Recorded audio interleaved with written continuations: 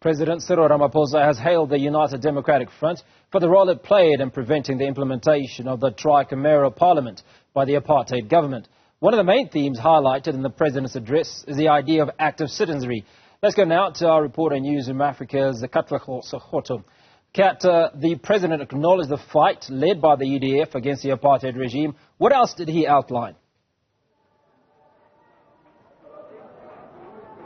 Very good evening, Hugo. Indeed, the President giving his address at the UDF 40th anniversary here and outlining the buzzword here this afternoon, active citizenry, and really putting the power back into the hands of the people and saying as much as the government has lots to do and there's a lot of disappointment so many years into democracy, that the emphasis is that it lies in all of our hands to solve the challenges which exist. Now, the President highlighted that unemployment and poverty are the biggest challenges facing the country today. But before the President spoke, Hugo, Popo Molefe, that's the former Northwest Premier and former Chair of Transnet, outlining that, there's a lot of things which haven't been achieved under this new administration or since 1994, and that there's a lot of gaps which exist. Take a listen to what Mr. Popo Molefe had to say, Hugo. Governance those days was defined by the politics of service delivery and accountability. But sadly, comrades, that positive mood of the people and their hopes have over time been systematically dashed, and trust in politics and public representatives is eroding dramatically as the quality of services decline and local government collapses like dominoes. And perhaps it is apt at this point, comrades, for one to paraphrase Chinua Achebe from his widely studied, translated and read African novel, Things Fall Apart. Indeed, things are falling apart in our country.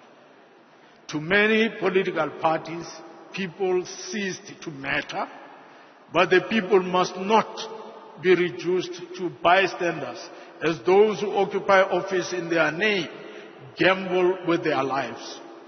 We must energize them through popular participation to hold leaders at all levels accountable in our organizations and in government, and reassert the supremacy of the Constitution of the Republic.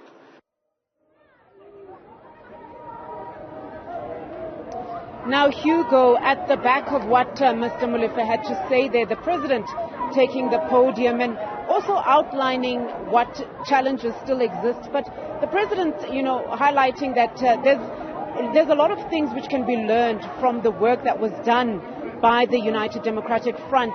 The Democratic Front leading the way between 1983 and 1991 in that fight against apartheid, which would give some sort of limited power to colored and Indian people, but still excluding the black population.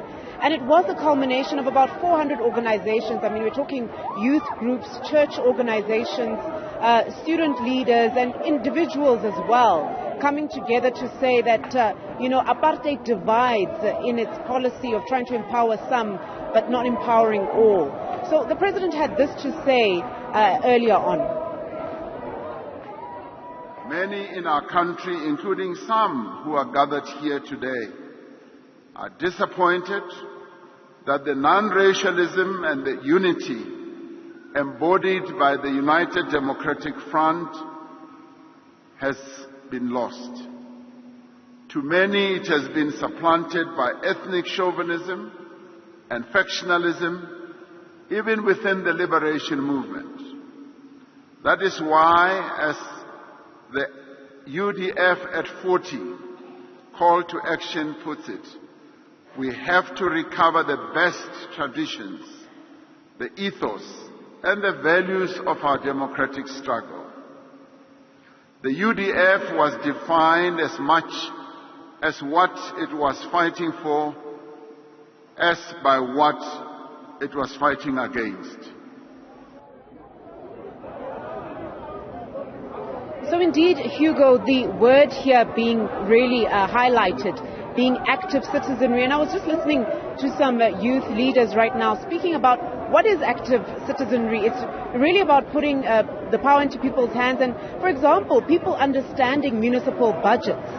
People understanding, for example, when there's a pothole in the road. What does that mean? It doesn't mean necessarily that you go and you fix the pothole yourself, but you find out who's responsible for that and making sure that they are held accountable. And also just overall people understanding what their rights are, but also people taking up the challenge of holding those who need to implement service delivery and perhaps who are failing and calling them to account, and really saying that the people need to take charge of where there are shortcomings and participating actively within their communities. Newzroom Afrika's Katleho Sekhotho, appreciate your time this afternoon.